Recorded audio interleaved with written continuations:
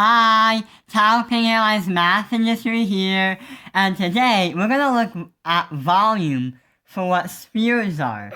So, the definition of volume is to have a sphere, or to have an object, and volume is the stuff inside of it.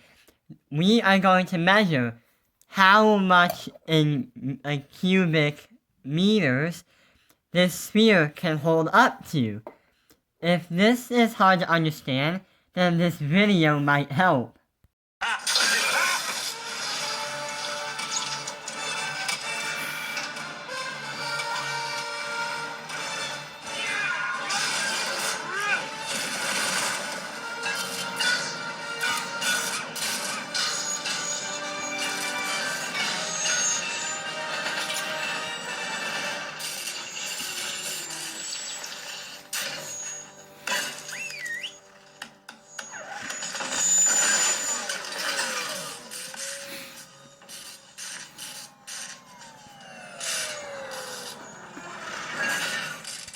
So in the Incredibles movie, you saw that the robot was somehow shaped like a sphere.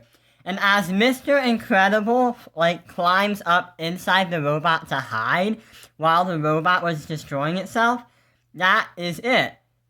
Mr. Incredible was climbing into the robot. So volume measures how much that robot can hold because it's a 3D object.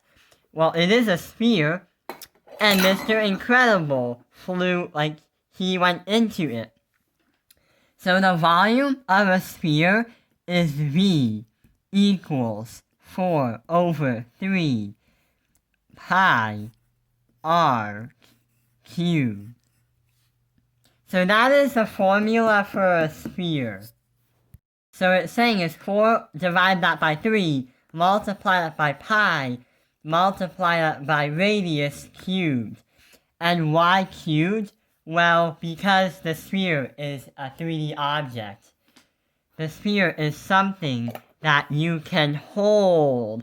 If it was a 2D object, then that 3 would be squared, which is a number 2. Pi would represent as 3.14. The radius is actually part to a sphere or a circle. Because if you look at this picture used in Tinkercad, so here is Tinkercad on my school computer, and here is a sphere that is sliced in half, and that red line from the blue circle in the middle, the blue circle is in the middle, but that red line is what you call the radius. So it's going from here all the way to the middle. The diameter would be here, and the diameter is going to be double this.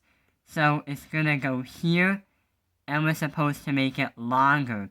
That's the diameter. So we can say the radius is half of the diameter of a circle or of a sphere.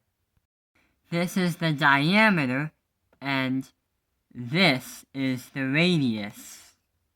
So going back to the formula for volume for a sphere, let's try and plug in some numbers so we can solve out a problem.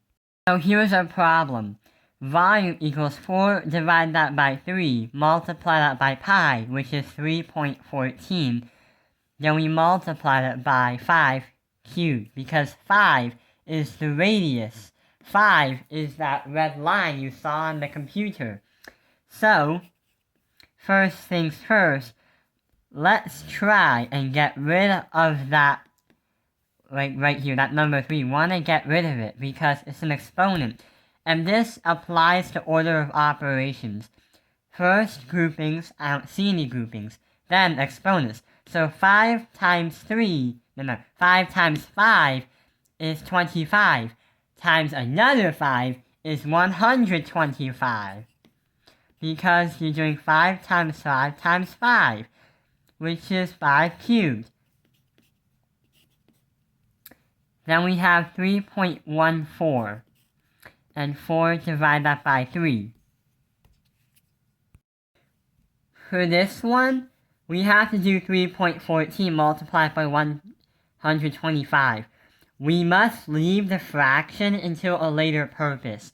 So if we multiply this by that, P.S. you might need a calculator, we would get an answer of, answer would be a decimal, 392.5.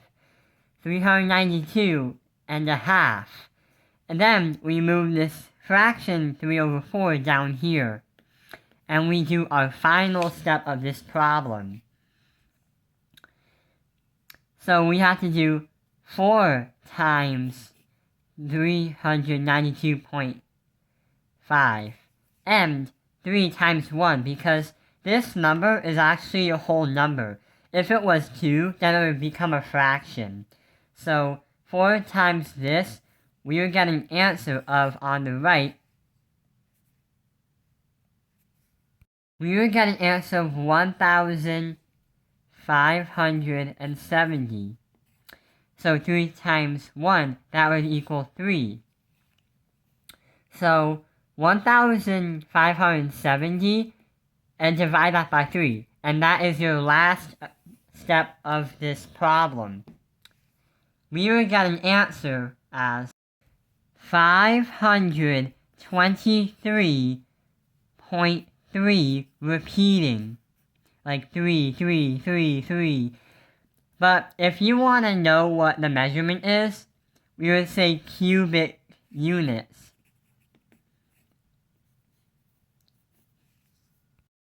Cubic units, because the word cubic means cubed, and that means the object is a sphere, and it's a 3D object.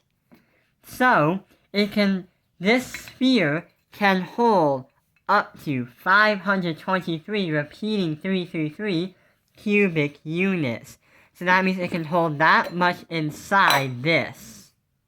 Thank you for watching Taoping Airlines Math Industry. Like and subscribe.